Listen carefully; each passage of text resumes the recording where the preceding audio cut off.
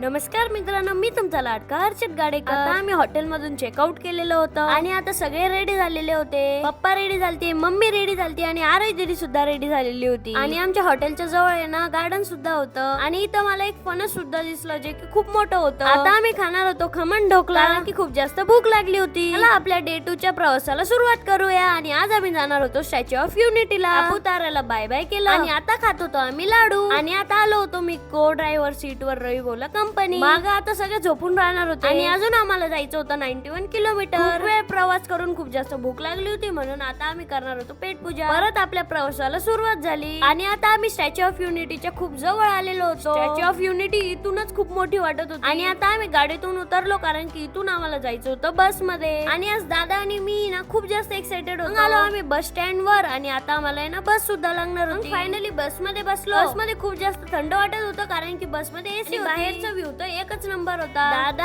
आरोही दीदी आणि mummy papa त्या साईडला बसले होते आणि रवी भाऊ आणि मी या साईडला बसलेलो. मग आलो आम्ही समोरच्या सीट वर कारण की इथून पण आहे ना व्ह्यू एकच नंबर दिसत होता. जसं जसं स्टॅच्यूच्या जवळ जात होतो तसं तसं स्टॅच्यू ना खूप मोठा वाटत होता. हाईट पाहून मी तर शॉकच झालेलो होतो. हा स्टॅच्यू ना सरदार वल्लभभाई पटेल यांचा आहे. खूप जास्त ऊन होतं म्हणून आता आम्ही ऑरेंज शरबत पित होतो. आता आम्ही एंट्री केलेली होती. स्टॅच्यूच्या जवळ आल्यावरच असा एक फाउंटेन होता. हा स्टॅच्यू ना वर्ल्डचा टॉलेस्ट स्टॅच्यू आहे. मी तर शॉकच झालेलो होतो. खूप जास्त थकलेलो होतो म्हणून आम्ही ना एलिव्हेटर वर चढलो. मी तर डायरेक्ट शॉकच झालेलो होतो या स्टॅच्यूला बघून. आणि या स्टॅच्यूची हाईट आहे ना 182 मीटर आहे. सरदार वल्लभभाई पटेल यांच्या आतमध्ये ना म्युझियम सुद्धा बनवलेलं होतं. आणि आता आम्ही ना स्टॅच्यूच्या आतमध्ये जाणार होतो. मग आम्ही लिफ्ट मध्ये चढलो आणि वरतून आहे ना व्ह्यू बघायसारखाच होता. आणि खाली ना नर्मदा नदी होती तर ती ना वरतून आहे ना एकदम सुंदर दिसत होती. व्ह्यू बघून दादा सुद्धा शॉक होता. स्टॅच्यूच्या आतमधलं स्ट्रक्चर बघा ना कसं होतं. वरतून व्ह्यू तर बघायसारखा होता. मग आम्ही स्टॅच्यूच्या खाली आलो आणि आता आम्ही ना स्टॅच्यूच्या आहे ना पायाजवळ चाललेलो होतो. आणि स्टॅच्यू बघितल्यावर एकदम डेंजर चक्कर येत होते. दादा, आरोही दीदी, मी